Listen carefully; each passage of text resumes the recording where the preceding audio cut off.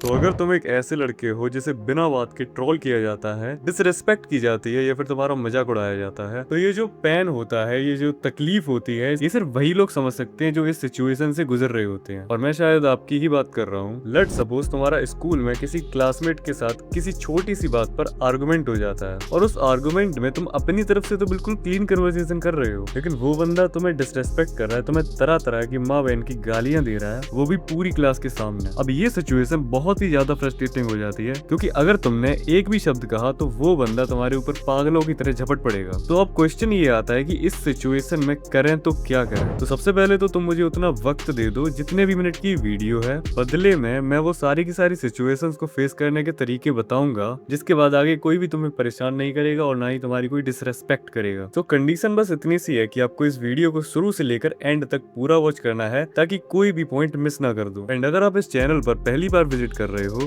तो सब्सक्राइब भी कर लेना, क्योंकि ये चैनल पूरी तरह से फोकस्ड है आपकी अपनी ग्रोथ में। तो लेट्स स्टार्ट द वीडियो। तो सबसे पहले तो अगर तुम्हारा कोई ऐसा फ्रेंड है जो तुम्हें बिना बात के थप्पड़ मारता है या मिसबिहेव करता है, मतलब कुछ ऐसे भी दोस्त होते हैं ना जो लड़कियों का अटेंशन ग्रैब करने के लिए उनके सामने तुम्हें या तो थप्पड़ मारने लगेंगे या फिर तुम्हारी डिसरिस्पेक्ट करने लगेंगे, या फिर कुछ दोस्त ऐसे भी होते हैं जो बिना बात के तुम्हें थप्पड़ मारते हैं, या तो तुम्हें बुलाने के लिए थप्पड़ मारते हैं या फिर बिना बात के ही मार देते हैं। अब इस सिचुएशन में आई नो कि तुम्हें गुस्सा तो बहुत आता है, मगर तुम कुछ कर नहीं पाते जस्ट बिकॉज कि वो तुम्हारा फ्रेंड है। तो इस सिचुएशन में सबसे बेस्ट तरीका यही है कि उसको सीधा मना कर दो। एक बार सीरियस होकर उसको समझा दो कि इस तरह से मिसबिहेव ना करे। यही सेम चीज मैंने भी की थी और इसने बहुत ही अच्छे से काम किया था। मैंने ये चीज इसलिए रिकमेंड की है क्योंकि तुम अपने दोस्त से तो लड़ाई कर नहीं सकते हो ना, अदरवाइज तुम्हारी फ्रेंडशिप भी खत्म हो सकती है। तो सबसे अच्छा तरीका यही है कि एक बार सीरियस होकर उसका मूड देखकर उसको समझा दो कि ये सब ना करे। ये तो हो गई पहली बात। अब बात करते हैं उन लड़कों की जो मेंटली थोड़े से इल होते हैं और जिनकी क्लास में इतनी रिस्पेक्ट नहीं होती, लेकिन उनकी प्रॉब्लम ये होती है कि वो हर किसी पर झपट पड़ता है। मतलब कुछ लड़के होते हैं ना जिनको दूसरों से बिना मतलब की लड़ाई करने में बहुत मजा आता है, और वो ये चाहते हैं कि तुम उन पर रिएक्ट करो और उनको एंटरटेन करो। लेट्स सपोज कि तुम अपने दोस्त से बात कर रहे हो और वो बंदा आया और तुम पर कोई बात कर दी। अब इस सिचुएशन में मोस्ट ऑफ द लोग ये गलती करते हैं कि वो अलर्ट हो जाते हैं और उल्टा उसको जवाब देने लगते हैं, जिनसे उनका ही नुकसान हो जाता है, क्योंकि वो बंदा यही चाहता है कि तुम उस पर रिएक्ट करो और सबको एंटरटेन करो। और होता क्या है कि वो तुम्हें दो बातें और सुना देता है पूरी क्लास के सामने, जिससे तुम्हारी डिसरेस्पेक्ट हो जाती है। तो ये गलती तो आपको नहीं करनी है, बल्कि तुम कर ये सकते हो कि जैसे ही वो तुम्हारे बारे में कुछ कहे तो तुम उसकी तरफ थोड़ा क्यूरियोसिटी से देखो, जैसे एक जोकर को देख रहे हो, मैक्सिमम 2 से 3 सेकंड तक। देन बिल्कुल नॉर्मली अपने पास बैठे किसी भी बंदे से बात करना शुरू कर दो। ऐसा करने से वो बंदा पूरी तरह से नर्वस हो जाएगा और उसे समझ ही नहीं आएगा कि अब आगे क्या बोलूं। इसके बाद वो चुपचाप वापस चला जाएगा। अब अगर वो अगले दिन फिर से यही चीज करे तो तुम्हें भी सेम चीज करनी है। 2-3 दिन बाद वो अपने आप ही तुम्हें परेशान करना बंद कर देगा। ये चीज मैं भी काफी बार ट्राई कर चुका हूँ एंड इसने हमेशा काम किया है। तो अगर तुम वीडियो में यहाँ तक आ ही चुके हो तो अब मामला थोड़ा सीरियस होने वाला है। अगर तुम्हारी किसी के साथ लड़ाई हो जाए और सामने वाला बंदा तुम्हें गालियां दिए जा रहा है पूरी क्लास के सामने, तो क्या करें। ये सिचुएशन बहुत ही ज्यादा फ्रस्ट्रेटिंग हो सकती है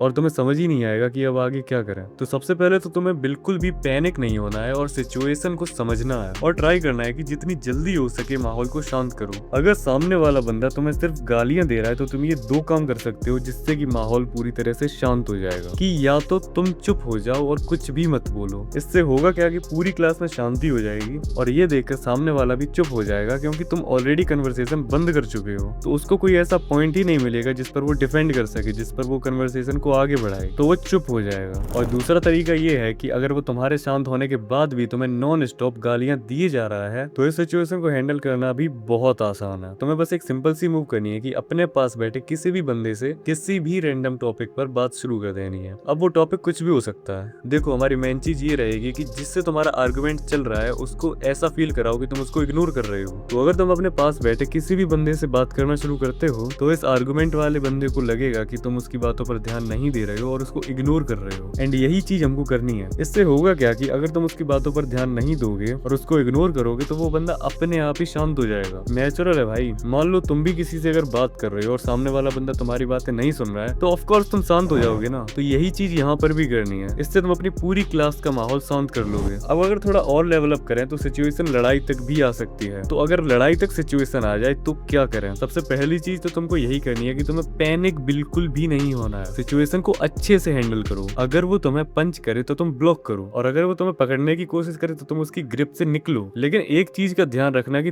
तुम्हें पहले पंच नहीं करना है, क्योंकि अगर अगर तुम ऐसा करते हो तो सारे के सारे लोग तुम्हें अटैकर बना देंगे और सारा इल्जाम तुम्हारे ऊपर आ जाएगा। तुम्हें इस पूरी सिचुएशन में ध्यान देना है कि जितना हो सके अपने आप को डिफेंड करो, क्योंकि अगर तुम फाइट को आगे बढ़ाओगे तो इसमें तुम्हारा ही नुकसान होगा। I mean, तुम दोनों का ही नुकसान होगा। लेकिन अगर सिचुएशन ऐसी बन रही है कि तुम खुद को डिफेंड नहीं कर पा रहे हो और ना ही उससे फाइट ले पा रहे हो, देन एक ही ऑप्शन बचता है कि जितना जल्दी हो सके उस सिचुएशन से बाहर निकलो और तुरंत अपने किसी टीचर या फिर एल्डर को इन्फॉर्म करो। क्योंकि अगर तुम पहले नहीं जाओगे तो सामने वाला चला जाएगा और सारा का सारा इल्जाम तुम्हारे ऊपर आ जाएगा। लेकिन अगर तुम फाइट करके उसको बीट कर सकते हो तो वो भी करो, लेकिन ये चीज मैं स्कूल में करने को रिकमेंड नहीं करूंगा, क्योंकि इसके बाद आपको भी पता है कि आपके ऊपर बहुत सारे केसेस चल सकते हैं और आप रेस्टिगेट भी हो सकते हो। तो अगर स्कूल की लड़ाई है तो सबसे स्मार्ट मूव अगर कुछ है तो वो यही है कि अपने किसी टीचर या फिर एल्डर को जितना जल्दी हो सके इन्फॉर्म करो। लेकिन अगर तुम्हारी फाइट आउटडोर में चल रही है तब तुम फाइट कर सकते हो अगर तुम इतने कैपेबल हो कि सामने वाले को बीट कर पाओ।